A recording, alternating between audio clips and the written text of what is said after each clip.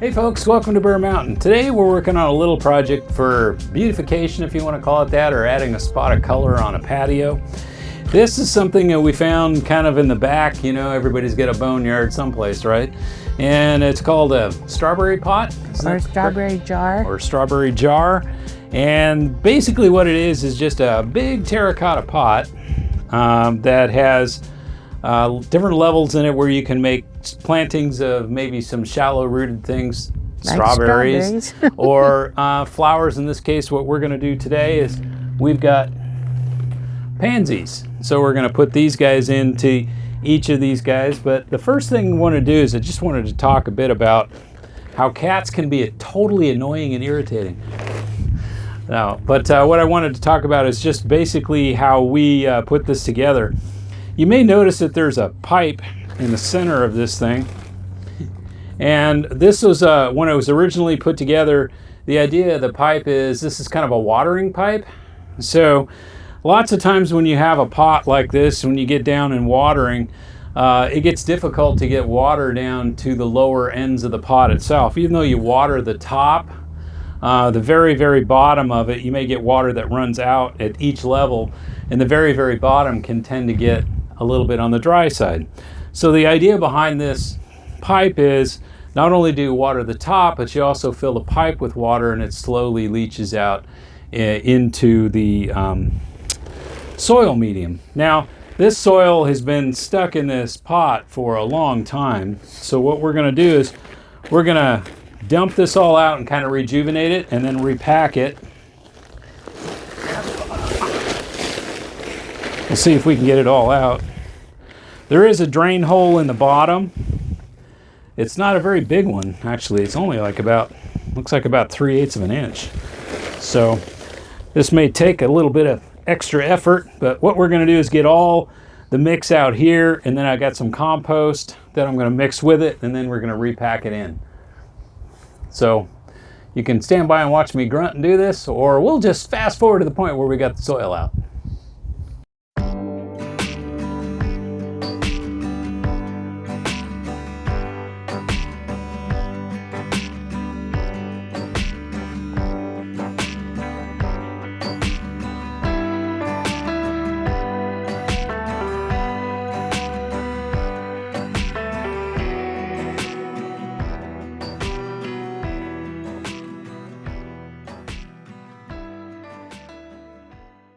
All right, we got the dirt out and we got the drain pipe out. Now, what is wrapped around it, and I'm not going to really change this at all. This was just an old piece of scrap weed barrier, you know, the kind you get for landscaping. You can get it at a home center, whatever it is.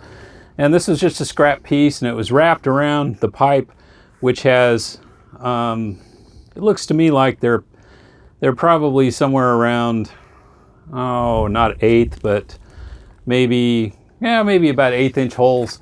I put pretty small holes in this to start. I think if I was to do it again, I would maybe make a little bit bigger holes. But I put enough of them around, all the way around, that it just acts like it's very porous.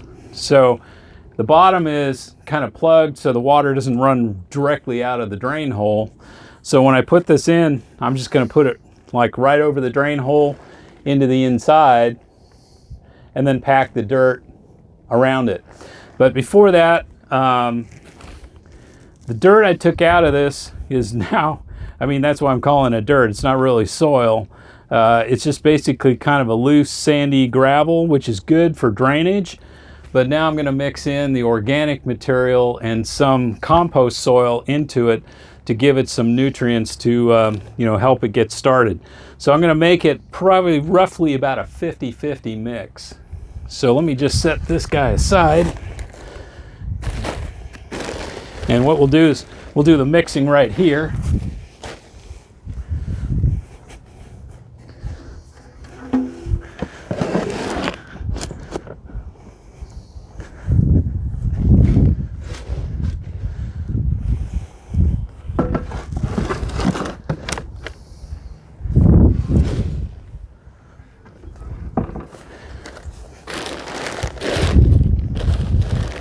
Now it's pretty obvious, once we go to start packing this all back in that, we're going to have extra soil because, we're going to have not just the compost we added in, but we're also going to have what the potting mix was in the pots themselves. But we just kind of want to get a nice fertile mix to get started. And drainage, I think, is really important in these guys. At the same time, you want to have something that the water can absorb into besides, just the plant root and the potting mix. So it's kind of a fine line. You don't want the stuff to get stagnant in it, but at the same time, you want to have enough nutrients for the plant roots. So when they go into the main part of the plant or main part of the pot, that they'll have, get rid of that. They'll have extra nutrients to deal with. So I've made sure that the drain hole itself is clear. It's not obstructed. And what we'll do is just start loading it in. Now, a smart person would have said, hey, you could have had a little hand trowel, it might have speeded up the process, but... We have one, we just never know where it is. It's just not where I'm working. Never where we're working. So kind of the way this is going to work is we pack it around, and we can see like the lower guys, once I get the soil mixture to that level, then we'll start planting from the bottom all the way around and just keep filling with soil and plants as we go up to the top. I'm going to make sure I kind of push it down a bit so that it's, I think I could use a little more compost, so I'll put a little more in. I chose pansies because, one, they were on sale and mine aren't ready. And pansies are one of my favorite flowers, and they're a great color this time of year and cool. And I'm hoping that even when it gets hot and we keep it going, just find a shadier spot that I can get them to come back and look pretty in the fall. I guess they are a form of a kind of a soft perennial, aren't they? Oh yeah. I don't think they can necessarily get froze out here. Oh, now you're double dog daring it. Now I'm daring it to happen. But yeah, it's the key for a pansy is a cool flower. To grow it through the summer is tricky if it gets to be really super hot. But this might be a cool year because it's definitely a cool April. Yep. Now, one of the things, when you're filling this thing, if you wanted to, you could put a piece of tape over the top or just use your hand to keep it from, filling up your tube with soil. If a little bit gets in it, it's not going to hurt anything, but the idea is you want to use that for watering. So what do you say we start with a purple? Very good That's choice. your favorite color, right? Yes. Yeah, and these guys, they had been at the home. They were cheap because they'd been at the home center for a while, and we got them on sale, so we're just going to kind of try to massage the roots loose a little bit. Here's your cat. Yeah, a gratuitous cat photo. Yeah. These are going to be a real challenge. Some of these openings are better than others. But I'm just going to really kind of punch it in there. Maybe put a little soil around the top. And then I can reach in the back and just kind of massage the roots and kind of get them loosened up a little bit. So like this one would probably be the next guy. What color would you say we should go with next? A yellow. A yellow. Yeah, there you go. I like this yellow better. It's got black in it. It's got a face. It's got a face.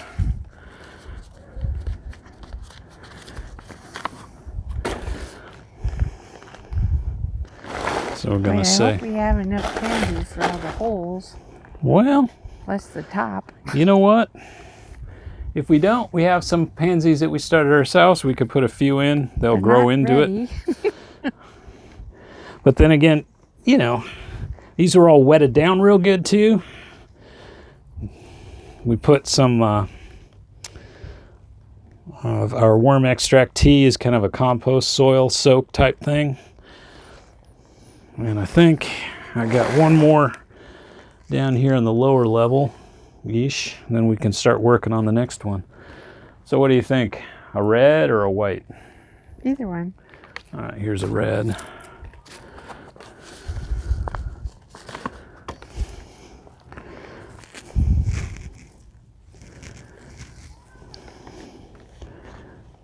Yeah, as springs go, we've had a pretty cool spring so far.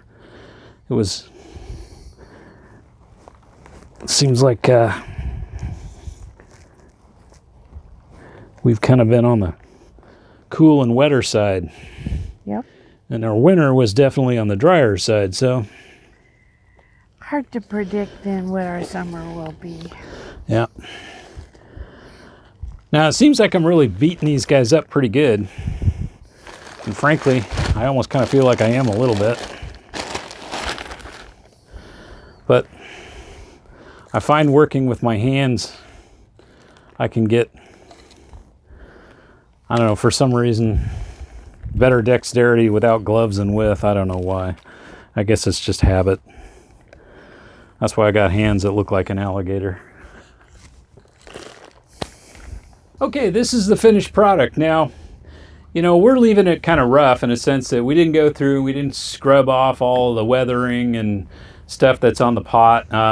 You know, you could do a lot of different things in this. You could clean it all off, and I know that there's types of paint that you can use on these types of porous pots. So like if you wanted to make it a particular color or something of that nature. But what we just wanted to do is just to show that, you know, sometimes the stuff that, you know, maybe is just laying back in the boneyard and still has a useful life left to it, you can make it into something kind of pretty.